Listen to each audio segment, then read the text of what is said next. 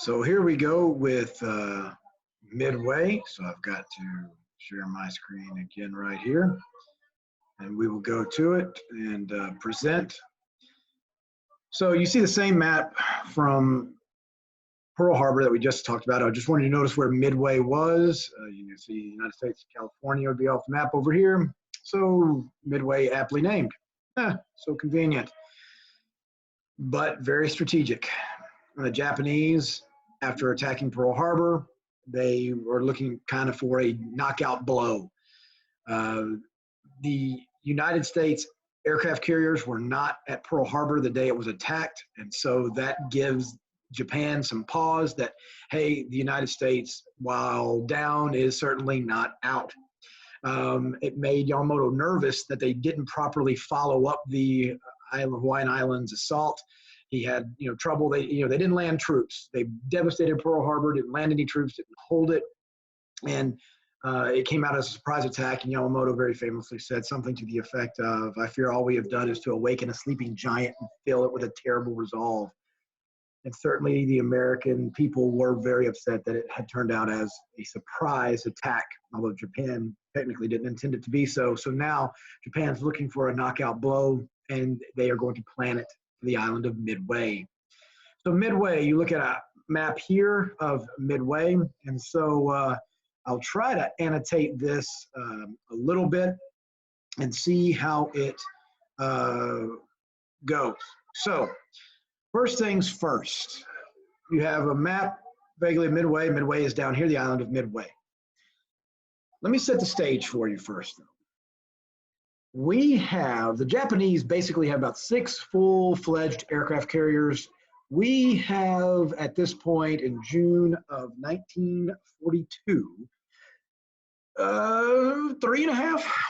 2 that are good. Yorktown had been badly damaged, and they, again, if you watch the movie Midway, does a pretty good job of showing it. Yorktown was so badly damaged, they fixed it in like some crazy 16 hours and put some wood and it's almost like putting some balsa wood and said, go out there and float and fight. It was just, it was crazy. How they got that thing back up and going. But anyway, we got about 2.5 aircraft carriers, and Nimitz, the admiral of the United States, says, we can't guess. We've got to be sure at the Japan's next move if we're going to have a develop. Now, we had done some little things. We Doolittle's raid, for example, but we do. Yeah, we bomb the home island of Japan. Hurrah, hurrah. But all the planes were lost. Some didn't make it to free China. Again, but it was just say we're still in this fight. And, a morale booster, if you could say. Now, so we had to be sure. So how did we have to be sure about where are the Japanese going next? Well, it comes down to our intelligence forces. There was a guy, the Japanese had named every island the Pacific certain letters, basically, ZW, IK, whatever. And our intelligence kept on finding, in general, again, I'm going to try to go quick, kept on finding the letters AF pop up, AF, AF, AF. And so somebody goes to say, hey, I think the Japanese are going to attack Midway. We think Midway is AF. They said, we can't think. We got to be sure. They said, okay, send a message. We're going to send a message to Midway. We want Midway to send out information in the clear. Now, we had broken Japanese code. This was some of their arrogance, by the way. Japanese thought we could never break their code. We had broken it prior to the war. But anyway, we still didn't figure out exactly what all these letters were. That took some doing. So they sent out a message. They say, okay, come on, we got to send out a message. We want Midway to send out the message that the water purification systems of Midway are busted. It's broken. And Midway is like, okay, we're supposed to send this out. It's not busted. There's just follow orders, send out the message and send it out in the clear. You don't want us to encrypt it? No, don't encrypt. Send out the message. So they send out the message. The Japanese take the message, hook, line, and sinker, send a message back to the Empire of Japan over there in Tokyo and say that AF's water purification system is busted. Bada boom, bada bing, beautiful thing. We know AF is Midway. Now, what do we do with this information? We find out the exact place and time of the Japanese attack. So now we know where they're going to be, and they don't know where they're, because they're like, would America really risk their last remaining carriers? And you got to think, if we lose our aircraft carriers, there is nothing besides Hawaii that's standing between the Japanese putting aircraft carriers outside of California, just bombing San Francisco. Come on. Now, So here's what happens. We send out our carriers. We put them up here. You see where over here in this area here where the mouse is, where, there we go. Now, oh God, it's a crazy story. And the movie does a good job. And you watch the clips. It's just so crazy. And it's so crazy. I mean, the miracle at Midway, look at this miracle. It's a miracle. So we're going to, in true American fashion, we have a plan and we're going to muck it up. So here's what we do. We're going to send out our torpedo bombers. Torpedo bombers. Torpedo bombers fly low and slow to the ground. This in case of the water. So they're flying low and slow, and they launch a torpedo, and the torpedo hits, and one torpedo could think, but the problem is our torpedoes are terrible. And they make note of this in the movie if you watch it. I mean, the thing busts apart when it hits a ship. Some of them would just go around in circles. I mean, this is 42. I mean, we got in December 41. This is June of 42. And our army really hadn't caught up yet. So our torpedoes are going. Then we have dive bombers. Now, dive bombers fly real high. Real high.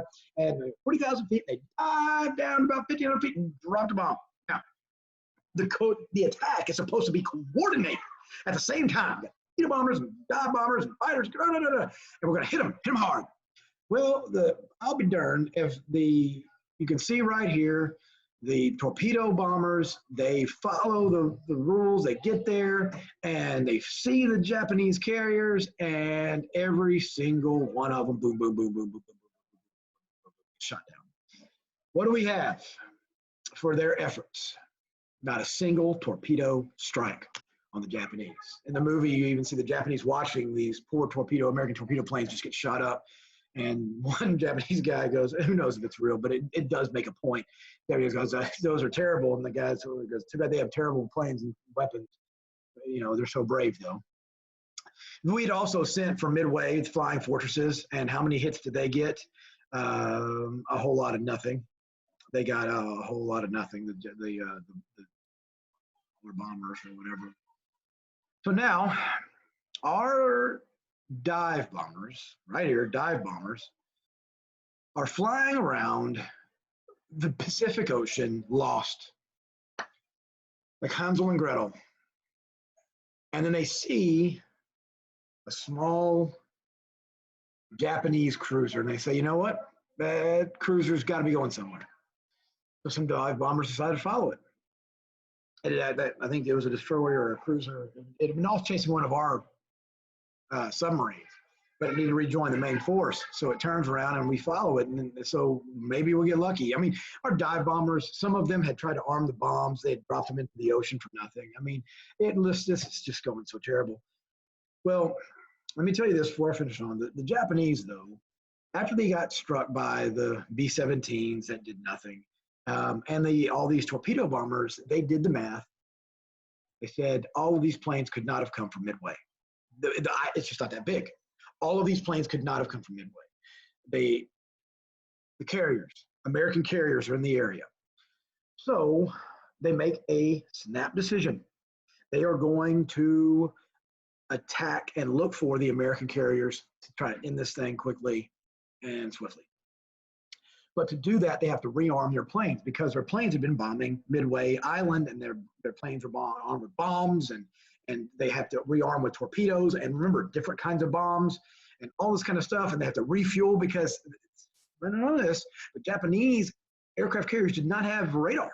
They had to send out ships and planes to like scout the area. And so they have to put lots of fuel in their planes because the planes are going to have to fly around a little while before they know exactly even where they're going to attack. So they have to load it. And in the middle of all of this kind of chaotic scene, because the Japanese are like, okay, rearming. Those dive bombers that have followed that little Japanese ship see 4 Japanese carriers. Now, let me tell you something, guys. They've got fuel and bombs stacked on the decks. All American dive bombers have to do is get one lucky strike on a carrier deck, and the thing is good. And that's exactly what happens. That's a clip you'll see if you watch the clips. The American dive bombers go down, boom, hit one bomb, boom, boom, boom, boom. Before you know it, 3 Japanese carriers are sunk. A 4th one gets away. They get it the next day. Before the 4th one gets away, though, they do get off their fighters. You see here, they are able to sink the Yorktown. But here's the deal, guys. We lose 1 aircraft carrier, and the Japanese lose 4. Go back to the beginning of what I told you. Japanese start off with a 6 to 3.5 advantage on major big aircraft carriers. We've just tied it. We just tied it. They sunk our half. We have 2. We sunk 4. They had 6. Now they've got 2. The Japanese are not going to go on the offensive anymore. It's a totally defensive battle. This is it. This changed the whole. So that's why they call it the miracle at Midway. And it was a miracle. I mean, we start to muff this up, and then all of a sudden we get lucky, and there they are. I mean, my goodness gracious. What a story. And again, go watch the movie Midway if you'd like to see more of that. But there you go. So we'll get rid of some of this stuff here. And hopefully enjoyed that.